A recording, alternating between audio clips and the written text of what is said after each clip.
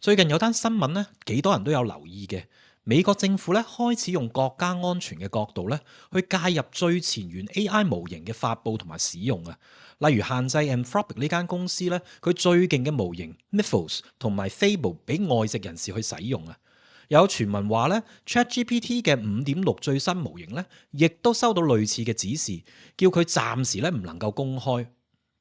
嗱，AI 嘅發展咧真係一日千里啊！不過到咗今日咧，都仲係有好多人會覺得 AI 有咁多問題，佢永遠都超越唔到人類嘅。嗱，如果你同佢講 AGI（Artificial General Intelligence），即係通用人工智能咧，佢會覺得呢啲誇張咗啦，吹水嘅啫。嗱，但係頭先嗰單新聞都已經證明咗啦，其實各國政府咧同所有嘅 AI 大型嘅公司咧，都已經為到 AGI 嘅來臨咧係紛紛作出準備㗎啦。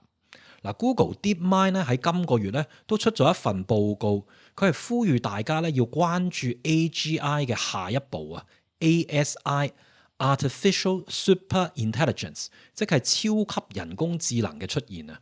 究竟 AGI 甚至 ASI 係咪真係可能嘅呢？而我哋又要作出啲咩準備呢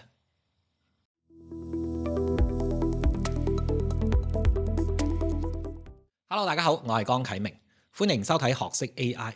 嗱，其實我自己咧已經關注咗 AGI 嘅研究咧，有超過20年噶啦。由我讀大學嘅時候咧，去睇呢啲 AGI 嘅研究論文咧，你會係有種感覺咧，係覺得呢啲係啲科幻啊、離地嘅討論咧。但係到今日嘅 AI 咧，我會話咧，首先咧，大家必須要留意就係，其實咧，千祈唔好低估 AI 嘅發展啊！嗱，其實因為大部分人接觸 AI 嘅方式咧，仍然係打開 ChatGPT，可能係問幾條問題，叫佢寫下文啊、整下圖咁樣樣。用得多咧，你一定見過佢有時好醒，但係有時咧又錯到離譜，有時咧仲蠢到好交關咁樣樣嘅。所以好多人會話咧，AI 邊度醒啊？佢有乜可能超越人類啊？嗱，我今集咧就想由呢個問題出發去討論啊，AGI 係咪真係想像中咁難嘅咧？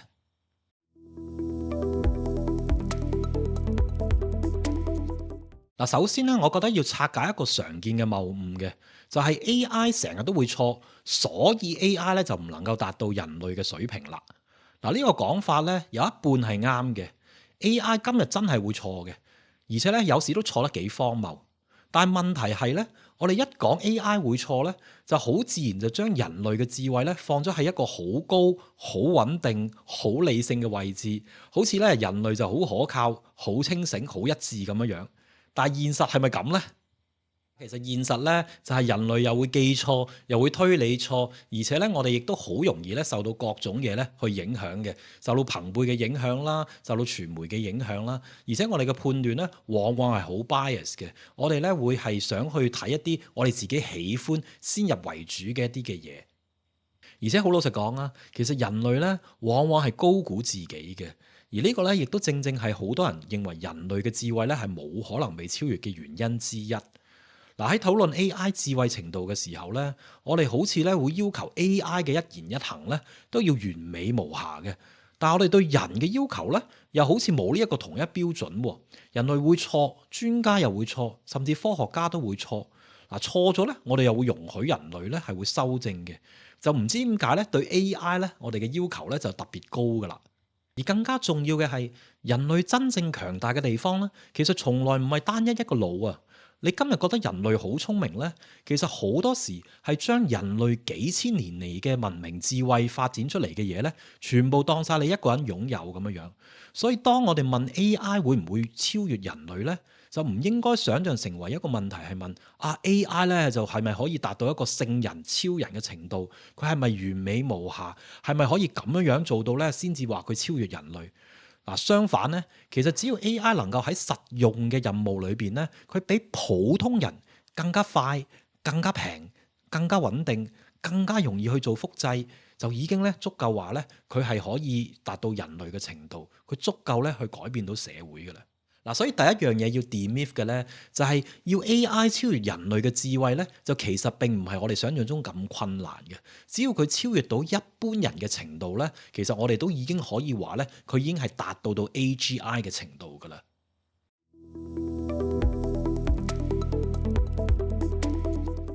第二個要拆解嘅誤會咧，就係 AGI 裏邊嘅 G 啊，通用性。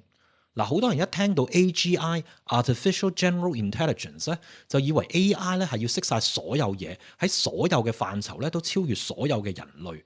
數學要贏數學家，寫作咧又要贏作家，藝術咧又要超越咗藝術家，物理當然要贏物理學家等等。仲要識做人、識社交、識處理所有現實嘅問題。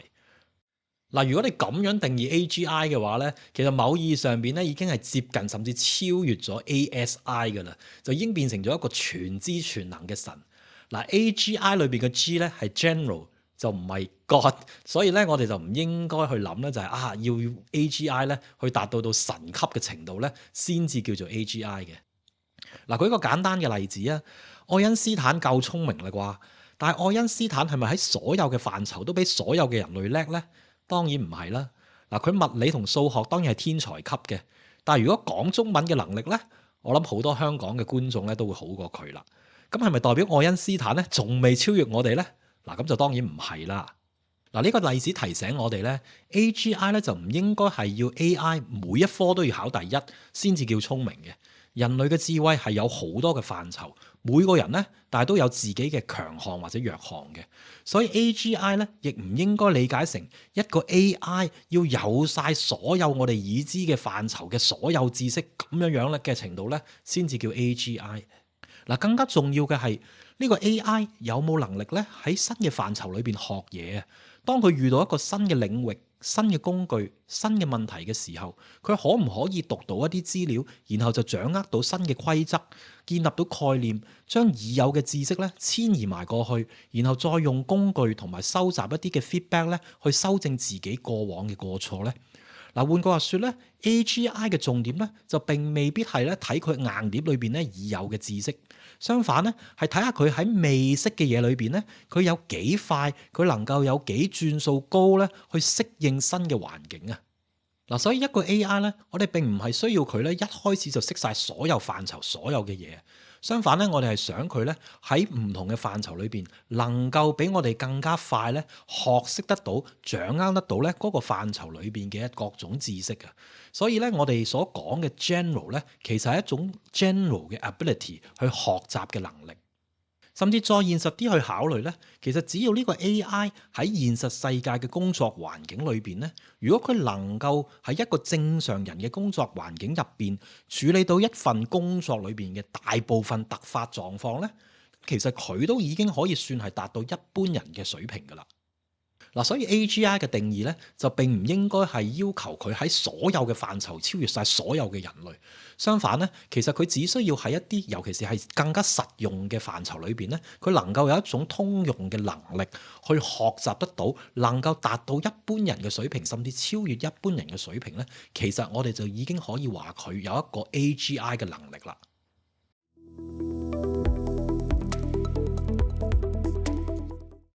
講到呢度咧，可能有人會質疑啦，就係話就算佢表現出嚟咧，好似好醒咁樣樣，但係 AI 冇意識噶嘛，佢又冇真正嘅感情、真正嘅自我認知能力，咁點可以叫做 AGI 咧？呢個問題好重要嘅。AI 有冇意識咧，係另一個咧非常之複雜嘅問題。我今日呢條片咧就唔處理得到。目前就我哋所知咧，其實我哋係冇充分嘅理由咧去相信佢有或者冇意識嘅。但係其實 AGI 甚至 ASI 嘅實用性討論咧，其實我哋係唔需要考慮意識嘅問題嘅，因為我哋而家關注嘅咧係佢實用性嘅智能。究竟佢能唔能夠叻到一個地步咧，就係取代人類嘅工作啊？佢會唔會可以喺我哋嘅人類社會裏邊活動啊？等等嘅呢啲問題咧，只要佢行為上邊表現出嚟咧，係真係達到一個人嘅程度，咁樣樣咧，其實已經有足夠嘅理由咧，去令到我哋去關注呢一件事啊！飛機係唔需要變成雀仔咧，我哋先至話佢係飛得快過雀仔嘅。捉圍棋嘅 AI 咧，我哋亦唔需要證明佢係有意識咧，我哋先至可以話佢咧捉得贏人類嘅。當然有冇意識咧，係會影響另一個問題嘅。我哋應唔應該對待 AI 好啲啊？或者 AI 應該有冇 AI 嘅權益啊？等等，呢個係另一個倫理嘅問題，亦都係值得討論嘅。但係今集咧，我哋先集中去講返智能嘅問題先。即使 AI 暫時只係一種功能性嘅智能，只要佢足夠通用、足夠咧能夠有學習嘅能力，足夠咧可以擴展得到咧去其他未學過嘅範疇咧，咁佢仍然咧係對各種人類嘅活動，包括工作啊、教育啊、科研等等嘅影響咧，其實係巨大嘅。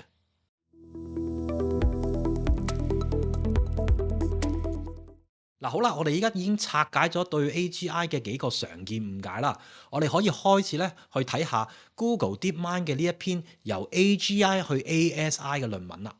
嗱，呢篇文咧就唔係想話俾我哋知咧，究竟 AGI 或者 ASI 咧究竟會喺邊一年咧就出現嘅，又唔係咧想去幫我哋計算下究竟今日嘅 AI 水平咧係去到邊度。佢係想幫大部分嘅人咧，仲係喺度問緊、爭論緊，究竟 AGI 幾時會出現呢？佢已經提前一步咧，去同大家講啦。如果 AGI 真係出現咗，咁之後咧，之後會點呢？嗱，換句話說咧，呢篇文咧其實係想提醒大家咧，就係 AGI 就並唔係一個終點嚟嘅，相反咧，AGI 好可能咧係一件影響緊全人類、影響緊全世界嘅事件嘅一個起點啊！嗱，再講講呢篇文嘅定義先。佢將 AI 喺大部分認知任務上邊能夠達到人類中位數水平嘅呢件事件咧，就被定義為 AGI 啦。嗱，咁啊，即係大概嚟講咧，同我頭先嘅嗰個分析方向都差唔多嘅。而 ASI 咧，佢就定義為咧一種能夠有廣泛範疇超越人類嘅能力，甚至超越對人類組織系統或者一個人類群體智能嘅程度啊！嗱，所以再簡單啲講，就係話咧，AGI 係超越一般人平均嘅水平，而 ASI 咧就係超越一般人類群體或者人類組織嘅平均水平啊！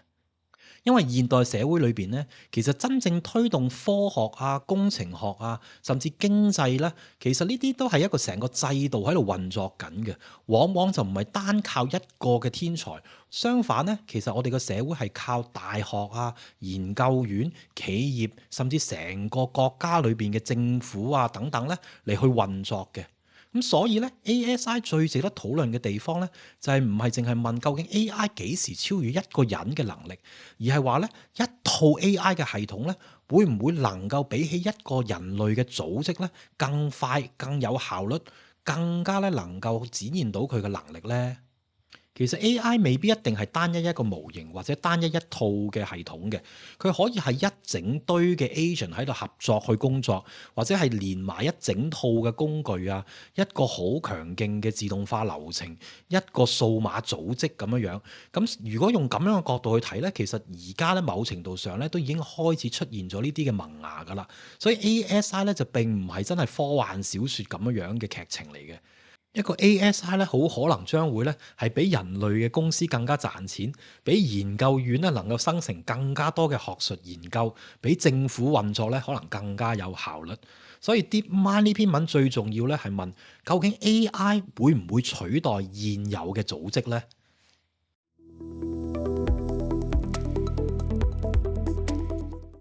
嗱，除此之外咧，呢篇文亦都同大家分析咧，就係究竟 AGI 咧將會點樣樣走到去 ASI 呢個階段咧？嗱，佢嘅講法咧就正正係話咧，AI 唔再係因為佢似人，相反咧就係因為佢唔似人，佢超越咗人類，佢擁有一啲獨特嘅能力咧，所以咧先至會更加能夠有可能邁進到 ASI 嘅程度。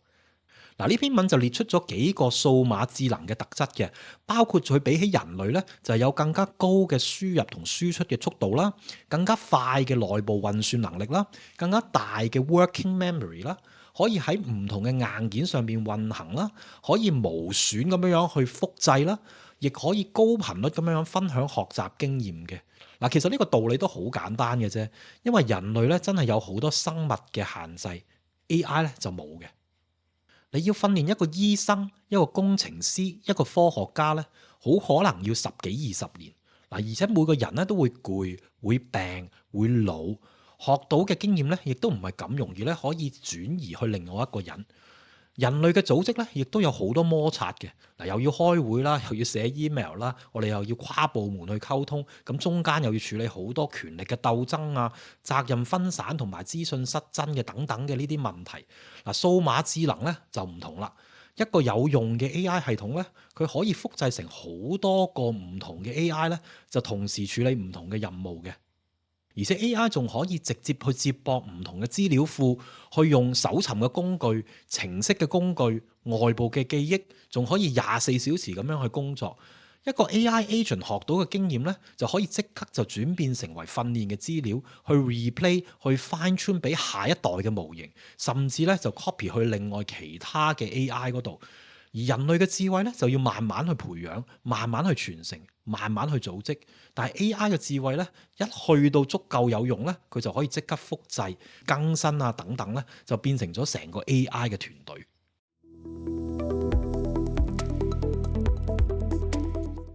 嗱，呢篇文咧，仲起碼提出咗4種唔同嘅路徑咧，由 AGI 走到 ASI 嘅。第一種係 effective compute 同埋 scaling。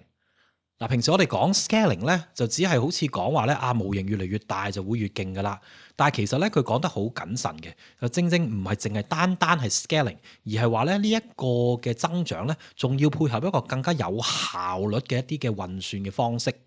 嗱，其實更加多嘅算力咧，唔只係可以令到佢計得更加快啦，佢仲可以咧令到佢能夠有更加多嘅訓練，能夠令到佢有更加多嘅時間咧去做邏輯推理，更加多嘅搜尋，更加多嘅模擬，更加多嘅唔同 agent 咧一齊去運作，令到呢個 AI 系統可以喺部署嘅時候咧更加審慎啊！所以即使單一 AI 嘅個體咧就未必忽然間能力增長，但係只要你有更加多接近人類水平嘅 AI 咧，就可以更快、更平、更長時間咁樣去合作咧，令到成個系統嘅能力咧都會上升嘅。第二種係新範式、新架構。嗱，未來嘅 AI 咧要達到 AGI 嘅水平咧，好可能唔係淨係單將今日嘅模型放大10000倍咁簡單。嗱，冇錯嘅，今日嘅模型都已經好勁噶啦，但係我哋亦都知道咧，佢係有好多嘅限制嘅，譬如佢嘅長期記憶啊，佢嘅持續學習能力啊，佢對現實環境嘅理解等等咧，都似乎係有一定嘅問題。咁所以相反咧，就係會唔會其實我哋需要有一種新嘅範式、新嘅架構，唔再係建基於而家所有嘅大型語言模型嘅呢種 transformer 嘅模型做基礎啦？會唔會有一啲新嘅範式咧？嗱，咁呢啲咧都係喺 AI 界裏邊咧不斷研究探索緊嘅。第三種係 recursive self-improvement 自我改良。嗱，呢度唔一定係啲好科幻嘅橋段啊嚇，即係唔係一個 AI 咧忽然間一夜之間咧就改寫晒自己嘅源碼，第二日咧就即刻變成咗超強嘅能力。嗱，唔係咁樣樣啊嚇，即係其實講緊嘅咧係一啲好現實已經發生緊嘅嘢，就係 AI 輔助去寫編碼。嗱，而家好多電腦程式員咧，包括好多 AI 龍頭公司咧，其實已經講俾大家聽咧，就係佢哋可能已經超過一半嘅編碼咧，係由 AI 直接自己生成嘅。咁所以其實會唔會下一代嘅 AI，甚至乎可以改善埋佢哋各種嘅，無論由嗰啲嘅編碼啦、嗰啲嘅數據啦、成個設計嘅流程啦，甚至乎新嘅一啲嘅框架、新嘅模式咧，都由下一代嘅 AI 咧去設計出嚟咧。呢一個路徑咧就會好可能咧，令到我哋而家人類想像唔到嘅方式咧，都由新嘅 AI 咧去發展出嚟。咁呢個亦都係一個好有可能會用嘅方法。第四種係 multi-agent collective intelligence 集體嘅智慧啊。ASI 咧未必係一個模型咁簡單，佢好有可能咧係一個 AI 組織啊。你試下想像下一間全自動嘅公司。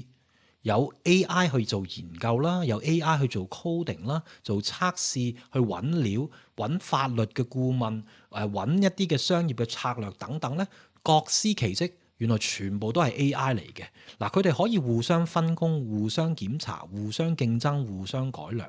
人類咧就分工係建立到我哋嘅文明啦。AI 咧其實亦都可以仿製呢種模式咧，透過大量嘅 specialized 嘅 agent 咧，去建立一個有組織嘅智能組織啊。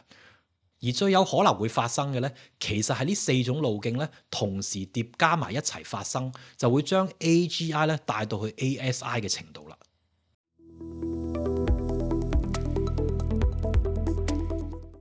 嗱，嗱，呢篇文仲提出咗一個好嶄新嘅問題啊，就係如果當 AI 超越咗 AGI 嘅程度嘅話咧，人類仲點樣可以憑住我哋自己嘅智慧咧，去量度呢啲 AI 嘅能力咧？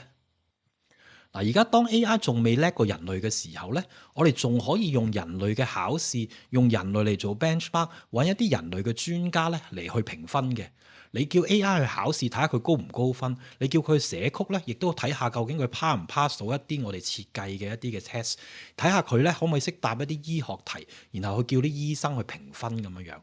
嗱，但係如果有一日咧，AI 真係可以喺某啲範疇咧，完全遠遠超越人類嘅話咧，咁我哋仲點樣可以出一啲問題去考佢呢？即係等於一個學生點樣可以出啲問題去考佢嘅老師呢？如果一個 AI 提出咗一個超越人類專家能力嘅科學假説，我哋仲可唔可以判斷得到究竟佢講嘅嘢係真定假呢？如果一個 AI 嘅組織提出咗一啲好複雜嘅設計，成個工作流程，甚至乎一個經濟政策、一個社會嘅政策，我哋人類仲有冇辦法去考核到、驗證得到呢一樣嘢究竟係真係 work 唔 work 嘅呢？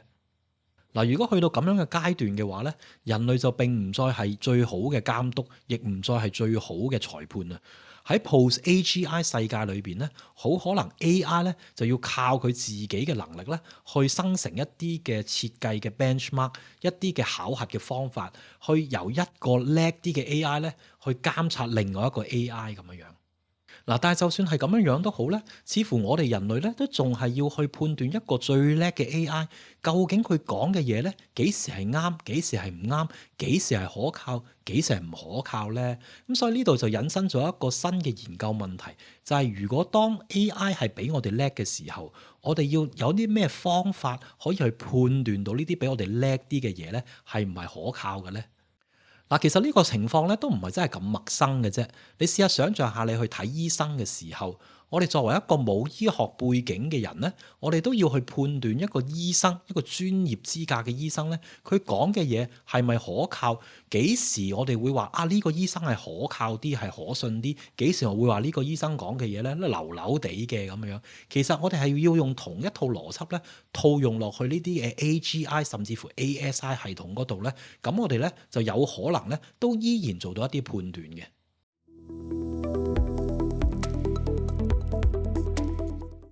嗱，當然啦，如果 AGI 甚至 ASI 嘅出現咧，我哋將會有更加多嘅社會議題咧，需要去討論嘅，就係包括譬如話教育啦，我哋需要教一啲乜嘢嘢俾我哋下一代嘅小朋友啦，包括社會啦，我哋個政府究竟應該仲要點樣去運作啦，等等。嗱，呢啲問題咧，我哋冇辦法喺今集一一去探討啦。但係我想帶出個 point 咧，就係話咧，呢啲議題其實已經好迫切㗎啦。同埋我唔係想特別去推崇 AI，唔係想散播一啲所謂末日來臨嘅預言咁樣樣。我係想透過 DeepMind 今次呢一篇文章咧，去呼籲大家咧去更加關注 AI 嘅發展啊！如果當最前沿嘅 AI 公司已經咧開始俾政府及住，而且咧係禁止佢哋嗰啲最前沿嘅 AI 模型咧去俾公眾使用嘅話咧，咁嘅時候其實我哋仲係咪會相信咧 AI 咧唔會超越人類嘅，唔需要擔心咧？AGI 咧係唔需要全知全能咧，其實就已經足以影響人類嘅社會㗎啦。而 ASI 咧亦都未必係一個科幻嘅概念，佢好可能喺未來出現，佢超越到人類嘅組織，甚至乎超越整個人類。所以希望大家咧唔好掉以輕心，密切留意住咧 AI 未來嘅發展。嗱，今集講到呢度啊！如果大家喜歡呢一集嘅內容嘅話咧，記得 subscribe 學識嘅 channel，同埋成為學識嘅會員咧，支持我哋拍攝更加多高質嘅影片。下次再見。